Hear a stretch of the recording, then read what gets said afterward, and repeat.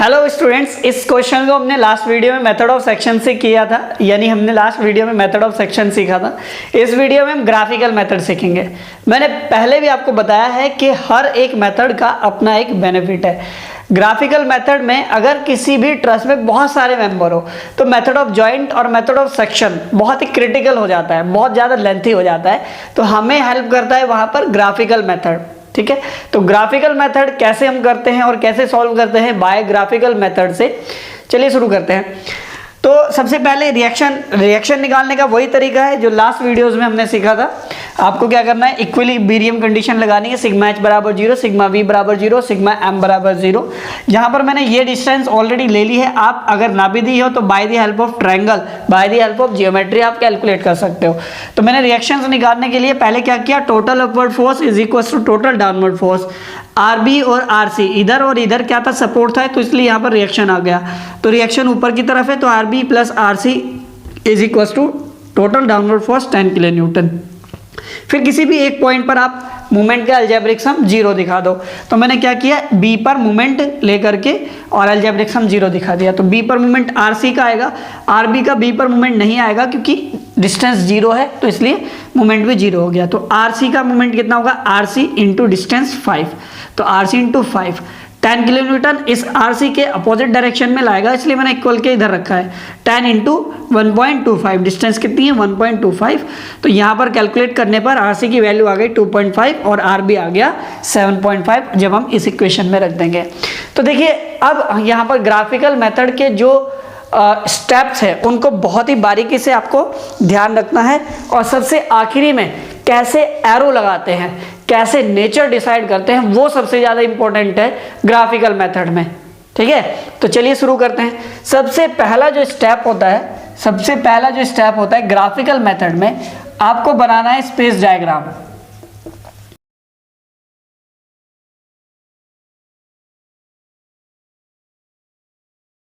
तो सबसे पहले क्या बनाना है, आपको स्पेस डायग्राम बनाना है। तो स्पेस डायग्राम में आप क्या करोगे, कोई भी सुटेबल स्केल मान करके आप यहाँ पर एक डायग्राम बनाओगे जो आपको ट्रस दी है क्वेश्चन में। जैसे ये क्वेश्चन में दिया हुआ है ट्रस अपने को, ये 5 मीटर है, ये ए बी है और यहाँ पर ये ए सी है। तो आपको क्या करना है, 5 मीटर, तो 5 मीटर की लाइन तो आप ड्रॉ नहीं कर सकते हो, इसलिए कोई भी स्केल मान करके, मान लो आप 1 मीटर को 1 सेंटीमीटर मान रहे हो, तो आपके पास कितने सेंटीमीटर का आ जाएगा, ये पूरा ट्रस आ जाएगा 5 सेंटीमीटर का। कितना, 5 सेंटीमीटर। ठीक है, ये 5 सेंटीमीटर का आपके पास नया नीचे मेंबर आ गया BC। ठीक है, इसको लेंथ ऑफ ट्रस भी बोलते हैं, ध्यान रखना। जो बेस वाला मेंबर होता है उसको लेंथ ऑफ ट्रस भी बोलते हैं। इसके बाद 60 डिग्री एंगल बनाएंगे। यहाँ पर, यहाँ से 60 डिग्री एंगल बनाते हुए एक लाइन ड्रॉ करेंगे, ये 60 डिग्री, और इधर से कितना 30 डिग्री, इधर से कितना एंगल है 30 डिग्री, तो इधर से 30 डिग्री। तो लाइन ड्रॉ कर देंगे। लेंथ आपको कैलकुलेट करने की आवश्यकता नहीं है, लेंथ अपने आप आ जाएगी बच्चों। ये यहाँ पर एक ऐसे ही रफली लाइन ड्रॉ कर दी और यहाँ से 30 डिग्री वाली लाइन पर ये लाइन ड्रॉ कर दी। ठीक है, तो ये आ गया अपने पास ट्रस का स्पेस डायग्राम। ठीक है, ये अपने पास हो गया स्पेस डायग्राम। ठीक है, ABC ये हो गया A यहाँ पर। ओके, तो यहाँ पर ये फोर्स है अपने पास कितना 10 किलो न्यूटन, सॉरी। और ये कितना है अपने पास, आरबी की वैल्यू कितनी आई अपने पास, आरबी आया था 7.5 और आरसी कितना है 2.5, यहाँ पर है 2.5 किलो न्यूटन। अब देखिए यहाँ पर अब नया कॉन्सेप्ट आता है बोज नोटेशन का। किसका, बोज नोटेशन। तो आपको यहाँ पर गिवन करने हैं बोज नोटेशन। बोज नोटेशन क्या है, हर एक फोर्स को हम कैपिटल लेटर्स से रिप्रेजेंट करते हैं। ठीक है, कैसे रिप्रेजेंट करते हैं, यहाँ पर बोज नोटेशन आपको क्या करना है, क्लॉकवाइज डायरेक्शन में हमेशा ध्यान रखना, बोज नोटेशन हमेशा क्लॉकवाइज डायरेक्शन में गिवन करना है। आप कैपिटल लेटर्स अंग्रेजी अल्फाबेट भी लिख सकते हो और नंबर्स भी लिख सकते हो, 1 2 3 4 5 ऐसे भी आप दे सकते हो। ठीक है, कैसे भी आप दे सकते हो। तो जैसे मैं यहाँ पर नंबर्स दे देता हूँ 1 2 3 एंड 4।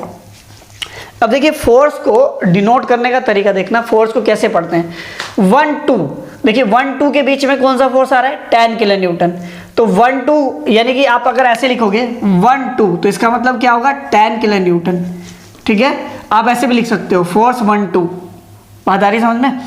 और 2 3, देखिए 2 3 के बीच में कौन सा फोर्स है 2.5, तो अगर P2 3 लिख रहे हैं तो इसका मतलब कितना होगा 2.5 किलो न्यूटन। बात आ रही है समझ में। 3 4, देखिए 3 4 का क्या मतलब हुआ, 3 4 का मतलब है जो मेंबर BC है उसमें फोर्स, जिसको हम लिखेंगे PBC, ठीक है ना, PBC या P34, ओके। 3 1, देखिए आपने जो हमेशा क्लॉकवाइज चलना है, ध्यान रखना, हमेशा क्लॉकवाइज पढ़ना है। 3 1 का मतलब क्या होगा, ये 7.5, 3 1 का मतलब क्या हुआ 7.5। 1 4 क्या 1 4 का मतलब क्या होगा, मेंबर AB में फोर्स। 1 4 का मतलब क्या हुआ, मेंबर AB में फोर्स। बात समझ में आ रही है। 2 4 का मतलब क्या होगा, मेंबर AC में फोर्स, मेंबर AC में फोर्स। आई थिंक आपको ये समझ में आ गया होगा अच्छे से। तो ये होता है बॉज नोटेशन, ठीक है, बॉज नोटेशन आपको समझ में आ गया होगा, ओके। इसके बाद फर्स्ट स्टेप था स्पेस डायग्राम, दूसरा स्टेप है बॉज नोटेशन, और तीसरा स्टेप है वेक्टर डायग्राम बनाना, और यही सबसे ज़्यादा इंपॉर्टेंट है।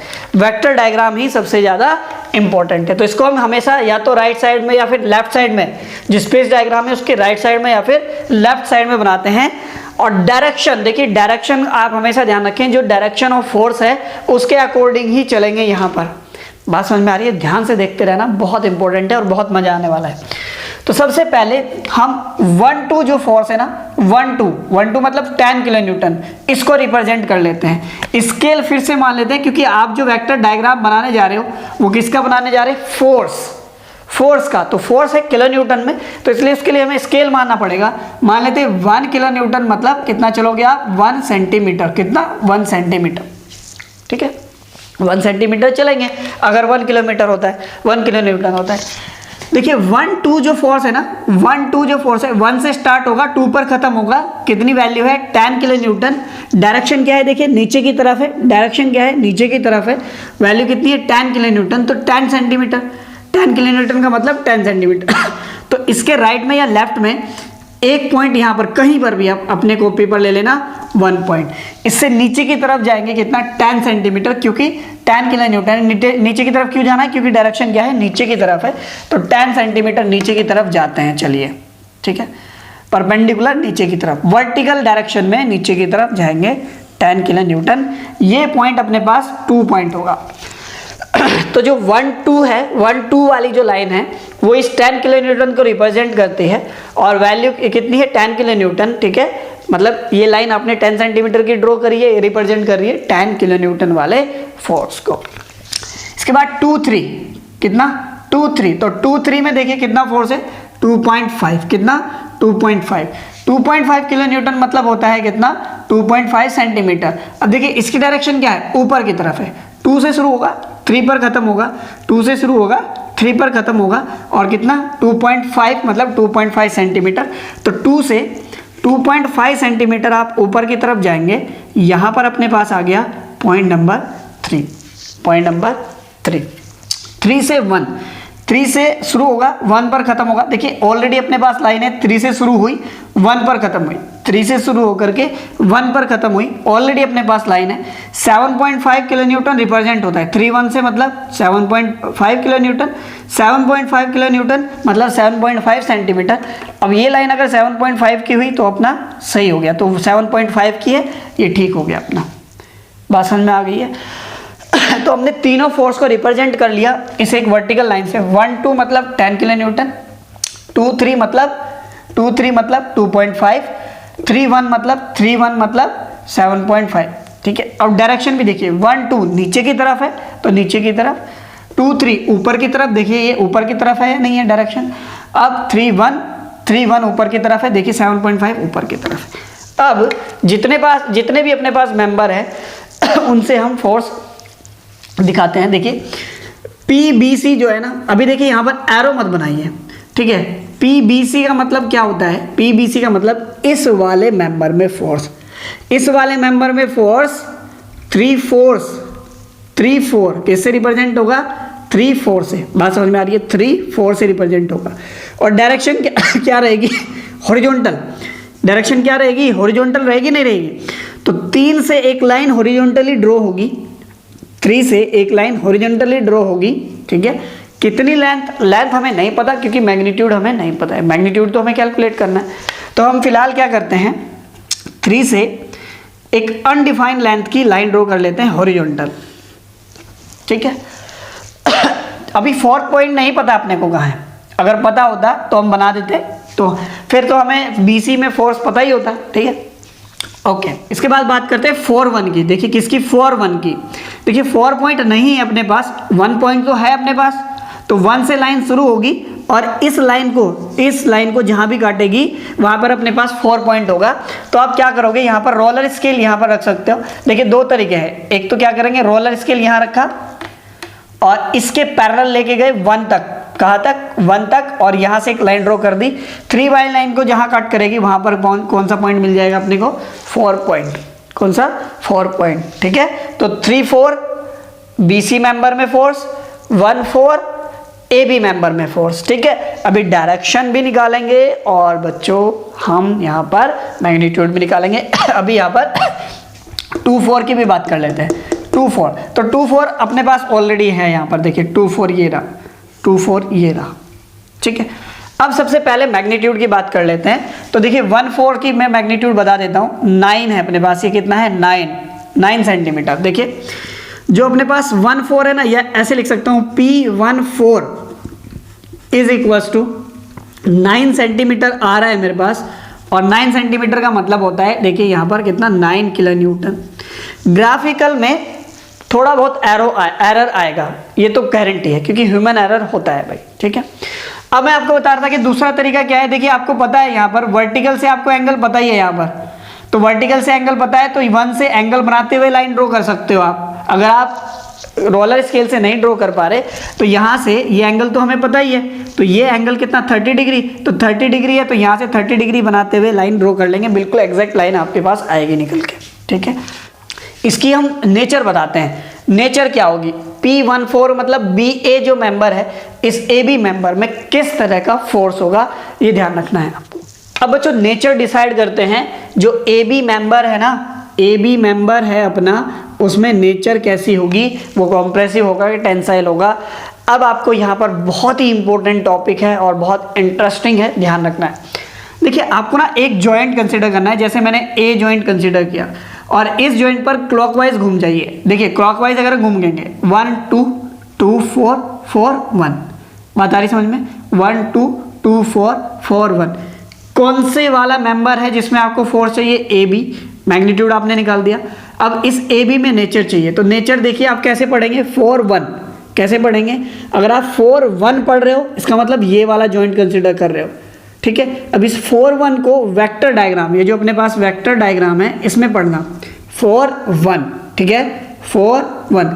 तो कैसे दिखा रहा है, ये किस डायरेक्शन को दिखा रहा है, ऊपर की तरफ, 4-1 ऊपर की तरफ। तो हम क्या करेंगे, जिस भी जॉइंट के अराउंड आप घूम रहे हो उसके पास वो एरो लगा देंगे, वो डायरेक्शन दिखा देंगे जो डायरेक्शन हमें वेक्टर डायग्राम बता रहा है। तो 4-1 डायरेक्शन बता रहा है ऊपर की तरफ, ए जॉइंट के पास ऊपर की तरफ, तो ये इधर क्या लग जाएगा, अपोजिट डायरेक्शन में, ठीक है।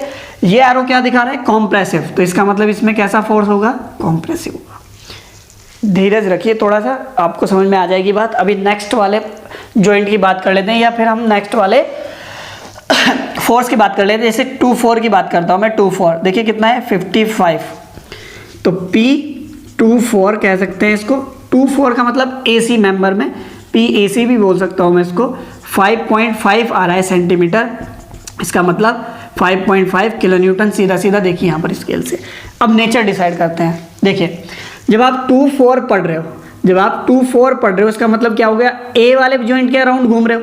अभी मैंने बताया था ए के अराउंड अगर घूमेंगे क्लॉकवाइज, 1 2 2 4 4 1, 1 2 का मतलब 10 किलो न्यूटन, 2 4 का मतलब इस मेंबर में फोर्स, 4 1 का मतलब इस मेंबर में फोर्स। तो आप बात कर रहे हो 2-4 की, 2-4 ऐसे क्लॉकवाइज पढ़ रहे ना, 2-4 वेक्टर डायग्राम में पढ़ो। 2-4 कैसे दिखा रहा है, 2-4 ऊपर की तरफ, कैसे दिखा रहा है, ऊपर की तरफ, 2-4 तो ए के पास ये वाला एरो लग जाएगा, ठीक है, और इधर अपोजिट डायरेक्शन में एरो लगता है, वो तो आपको पता ही है। तो इसका मतलब ये भी कैसा दिखा रहा है, कॉम्प्रेसिव, कैसे दिखा रहा है, कॉम्प्रेसिव। अब इस मेंबर में आप खुद से ट्राई कीजिए, खुद से अंदाज़ा लगाइए और देखिए कैसा फोर्स होगा।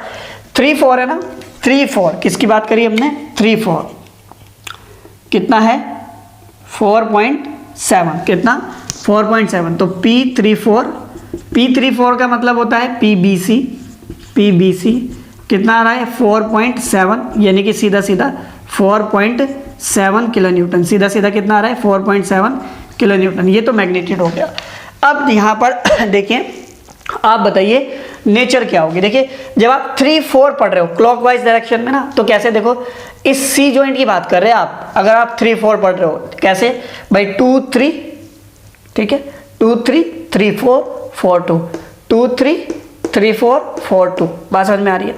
अगर आप इसको 4-3 पढ़ रहे होते, आप इसको 4-3, तो इसका मतलब आप बी जॉइंट की बात कर रहे थे, कैसे 3-1 1-4 4-3, बात समझ में आ रही है, 3-1 1-4 4-3। लेकिन आप क्या पढ़ रहे हो 3-4, इसका मतलब इस जॉइंट की बात कर रहे हैं, सी जॉइंट की। 3-4 इसमें पढ़ो, वेक्टर डायग्राम है 3-4 इधर की तरफ, ठीक है, लेफ्ट साइड की तरफ, 3-4 लेफ्ट साइड की तरफ। किस जॉइंट के अराउंड घूम रहे हैं आप, 3-4 का मतलब सी जॉइंट के अराउंड घूम रहे हो, तो सी जॉइंट के पास ही लगेगा लेफ्ट की तरफ एरो कुछ ऐसे, और इधर लग जाएगा अपोजिट डायरेक्शन में। और ये एरो किसका होता है, टेंसाइल का। किसका, टेंसाइल का, मतलब जो बीसी मेंबर है इसमें है टेंसाइल फोर्स। आई थिंक आपको अच्छे से समझ में आया होगा। अगर कुछ भी इसमें थोड़ा बहुत भी अगर यहाँ पर आपको कंफ्यूजन होगा तो वीडियो को बार बार प्ले करके देखना, आपको समझ में आ जाएगा। नेक्स्ट वीडियो में इससे अच्छा क्वेश्चन करेंगे जिसमें 6-7 मेंबर हम कंसिडर करेंगे, वहां से और अच्छे तरीके से आपको क्लियर होंगी चीजें। मिलते हैं नेक्स्ट वीडियो में। Thank you for watching.